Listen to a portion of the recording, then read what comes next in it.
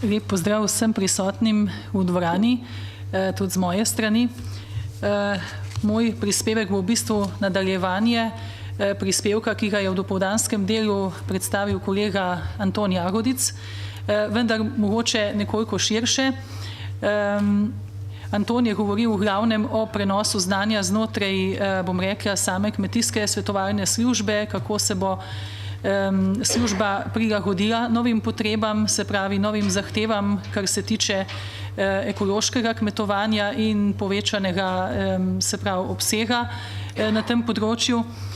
Jaz bi se pa mogoče dotaknila tudi širše, kar se tiče prenosa znanja, in sicer v smislu povezanosti vseh akterjev znanja, ki nastopajo v kmetijstvu, se pravi od znanstveno-raziskovalnih inštitucij do tistih inštitucij, ki skrbijo za izobraževanje, predvsem na področju ekološkega kmetijstva, in seveda naše inštitucije, ki skrbijo v glavnem za prenos znanja, ker naše mišljenje je pač takšno, da je le interakcija vseh teh akterjev, ki nekako kreirajo znanje v prostoru, in pa sodelovanje med njimi tisto, ki lahko učinkovito pripomore k, bom rekla, učinkovitejšemu znanju in pa tudi na področju ekološkega kmetijstva. Tudi jaz bi se mogoče za začetek dotaknila tega dokumenta, ki sta ga že moja predhodnika zdaj v referatih omenila, se pravi sporočilo Komisije za prihodnost preskrbe s hrano in kmetijstva, in predvsem bi se opredelila na tisti dejavnik, ki je ključen, se pravi znanje, ki ga zasledimo tudi v tem dokumentu, je močno poudarjen, in tudi skupna kmetijska politika bo morala v bodoče, se pravi, okrepiti sinergijo s politiko tako raziskav kot inovacij. In pa, če to sporočilo beremo, ugotavljamo, da dosedanje uvajanje novih tehnologij in pa dostop do zanesljivih, pomembnih in novih znanj marsikje ne dosega pričakovanj. Ne samo pri nas, ampak tudi drugje po Evropi. Tehnološki razvoj in digitalizacija pa pač omogočata trenutno velike preskoke na mnogih področjih, kot tukaj vidite tudi napisano, ne bom vsega tega brala, ker pač ni niti potrebno. Zdi se mi pa, da je to v bistvu prihodnost, ki jo bo morala slediti pač tudi skupna kmetijska politika. No, prej sem govorila o povezanosti vseh inštitucij, ki nastopajo v kmetijskem prostoru. Večkrat se pogovarjamo o tako zvanem AKIS-u, se pravi, to je kratica za Agricultural Knowledge and Innovation Systems, oziroma, če po slovensko povemo, to je sistem inovacij in prenosa znanja v kmetijstvu. Mislimo, da mora zadeva predvsem iz te točke zapisa na papirju preiti v prakso. Namreč veliko znanja je na terenu. Jaz sem prepričana, da tudi v tej dvorani, prej smo rekli, da je kar precej vas kmetovalcev, imate ogromno znanja, predvsem tistega, bom rekla, praktičnega znanja. In mogoče, ko govorimo o prenosu znanja, govorimo tudi o prenosu znanja od kmetovalcev nazaj do, bom rekla, prek svetovalne službe mogoče ali pa prek izobraževalnih inštitucij nazaj celo do raziskovalnih inštitucij. Namreč, ker če te interakcije ni, potem tudi v bistvu stroka ne zaznava mogoče problemov, ki nastajajo v praksi. In ta sistem bo dejansko mogel zaživeti, če bomo želeli izboljšati celoten prenos znanja. In pa seveda, dostop do novega znanja je odvisen predvsem od sodelovanja med temi inštitucijami, pravzaprav na celotni ravni. Ne samo na ravni pridelovalci pa inštitucije, ampak v celotni agroživilski verigi, tako na podeželju kot v celotnem okolju. In pa poudarila bi tukaj tudi pomembno vlogo imajo seveda pri tem kmetijski svetovalci. In ko bo seveda država, vsaka članica pač mora pripraviti strateški načrt skupne kmetijske politike, upamo, da bo kar en delež teh ukrepov oziroma poudarkov namenila tudi krepitvi služb za kmetijsko svetovanje v teh sistemih inovacij in pa znanja o kmetijstvu. No, mogoče bi tole kar preskočila, o tem sem že govorila, se pravi, kaj ta AKIS pravzaprav pomeni.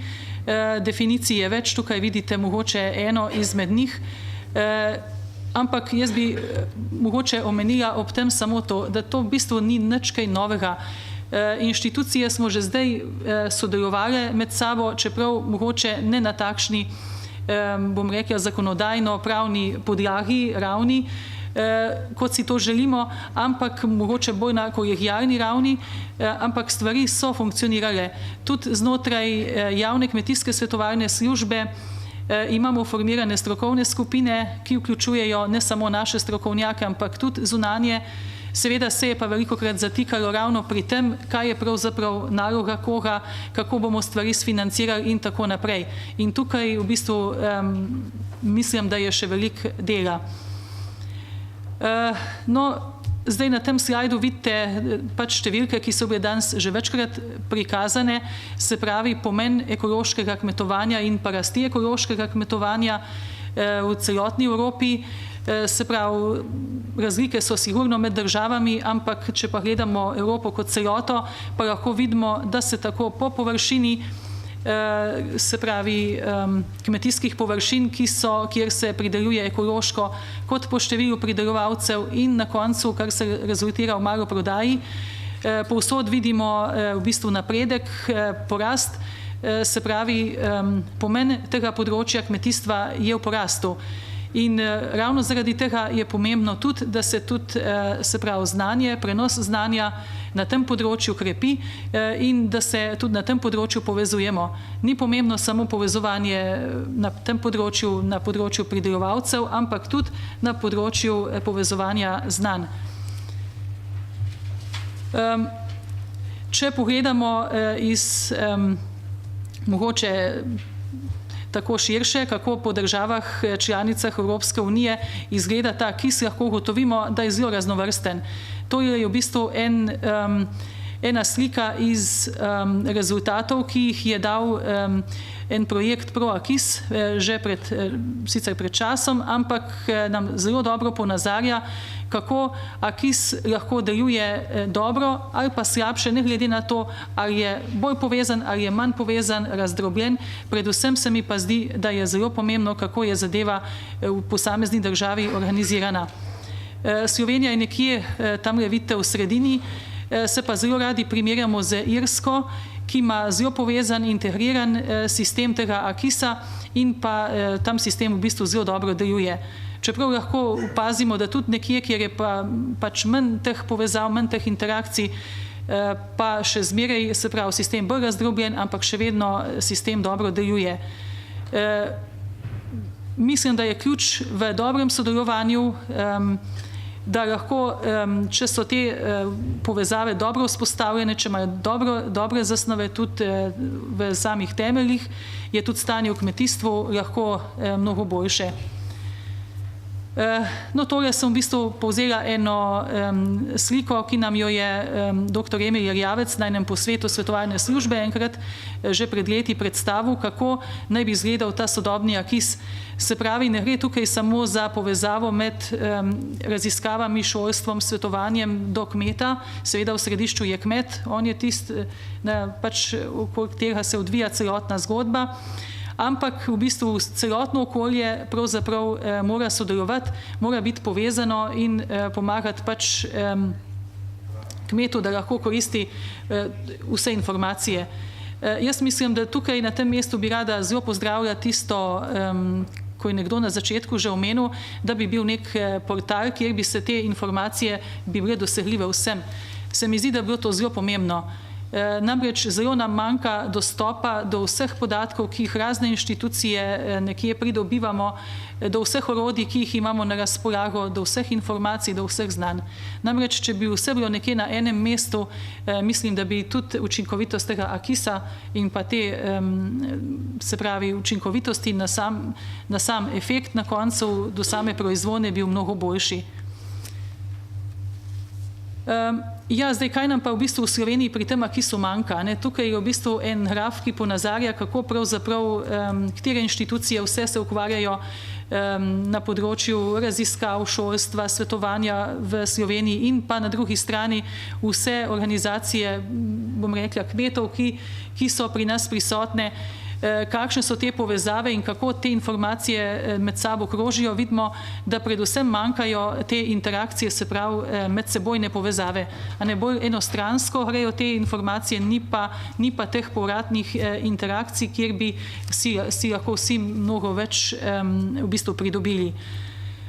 Kot sem že omenila, v Sloveniji imamo sicer vzpostavljen ta AKIS, ni pa zaživel v celoti, veliko se govori o tem, veliko manj je pa dejanskih akcij. Zakaj je temu tako? Zdi se mi, to sem tudi že prej nekoliko omenila, da je mogoče malo neurejena v bistvu vsa ta zakonodajna pravna podlaga pri vseh, bom rekla, službah, ki se ukvarjajo z kreiranjem znanja, s prenosom znanja. Jaz bi si želela, da bi na tak način, kot smo zdaj v lanskem letu vzpostavili sistem v javni kmetijski svetovalni službi, kjer imamo v uredbi jasno zapisano, da je naša naloga tudi sodelovanje z vsemi temi strokovnimi znanstvenimi inštitucijami, da bi se ta zapis pojavil tudi v vseh ostalih dokumentih, ki definirajo ostale javne službe in pa ostale inštitucije, ki pač delujejo na področju kmetijstva. In pa seveda želimo si nek stabilen in pa urejen sistem financiranja. Namreč brez tega pa dejansko ne more teči pretok znanja zelo dobro. Namreč, če želimo znanje, ga je prvič treba imeti, se pravi, treba je izobraziti, doizobraziti za nova znanja, za tista znanja, ki nam manjkajo. Zato je potreben denar in pa če želimo, da služba normalno funkcionira, rabi zadost denarja, ker drugače se ukvarjamo z drugimi stvarmi, skrbmi, kako zagotoviti zadost denarja za delovanje sistema, ne pa prvenstveno za tiste stvari, za katere so službe prvenstveno namenjene. Zdaj sem povedala zelo direktno in upam, pa tudi pričakujem, da se bodo stvari izboljšale tudi na tem nivoju.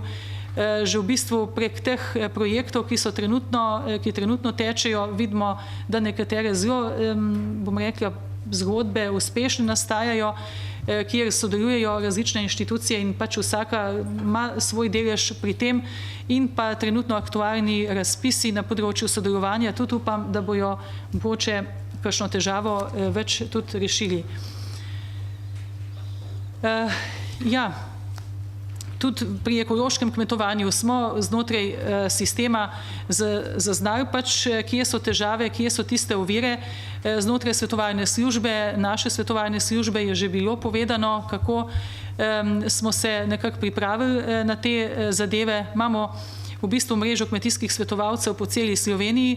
Zagotoviti moramo še, da bomo imeli zagotovljeno mrežo teh svetovalcev tudi za ekološko svetovanje po celi Sloveniji. To je v bistvu naš cilj in zato si v tem trenutku tudi zelo prizadevamo. O tem je bilo že govora tudi v dopoldanskem delu.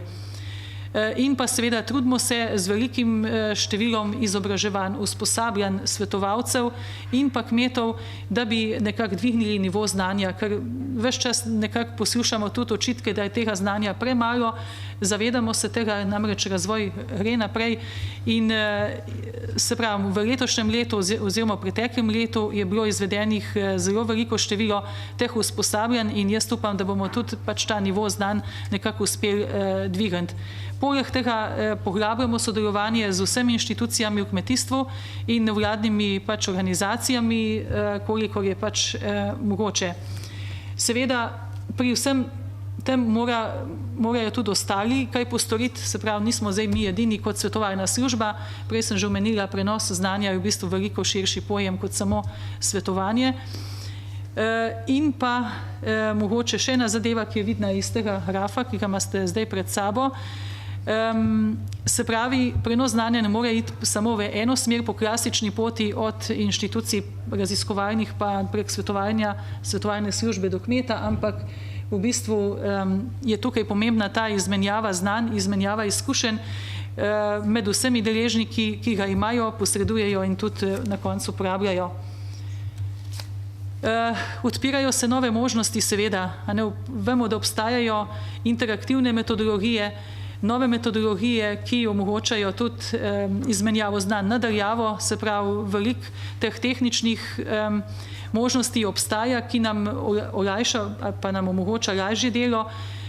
Potem ne smemo pozabiti na te inovativne pristope, evropska inovativna partnerstva, se pravi operativne skupine, da prek teh skušamo nekako na novo pristopati in prek različnih projektov, ki pač so na razpolago. Seveda vse v smislu, da je to znanje na koncu kmetu dostopno, razumljivo, praktično in pa njemu prijazno. Zaradi tega tudi se trudimo uvajati panožne krožke, kjer v bistvu kmetje aktivno sodelujete in na ta način dejansko lahko konkretno prihaja do tega dvosmernega toka informacij, o čemer sem tudi že prej govorila, da je pač ključ do novih, bom rekla, do učinkovitejšega prenosa znanja. Če to nekako strnemo par zaključkov, bi zadevo nekako takole zaključila. Še enkrat, se pravi, ta sistema KIS-a je nujno prenesti iz papirja v prakso, se pravi, ga začeti dejansko živeti, uresničevati, se pravi, vsebine ekološkega kmetovanja vključevati v izvajanje tudi drugih javnih služb, ne samo kmetijske svetovalne službe. Imamo v bistvu tudi druge strokovne inštitucije, ki veliko delajo na področju razvoja kmetijstva in je prav, da je ekološko kmetijstvo en poseben segment, s katerim se ukvarjajo. Potem sodelovanje in še enkrat sodelovanje. To je bilo danes že velikokrat povedano, pa ga tudi jaz poudarjam. To je sigurno ključ do uspeha, se pravi, med vsemi temi deležniki, ki se ukvarjajo ki delajo na področju ekološkega kmetijstva. Potem, da se spodbuja vključevanje v evropsko inovativno partnerstvo in s tem bi mogoče tudi zaključila. Se pravi, v novi skupni kmetijski politiki v Sloveniji je potrebno dati veliko težo prenosu znanja, krepitvi kmetijskega svetovanja in vse to bi moralo tudi prispevati k hitrejši realizaciji in doseganju ciljev strategije razvoja kmetijstva Slovenije na področju ekološkega kmetijstva. Toliko z moje strani. Hvala.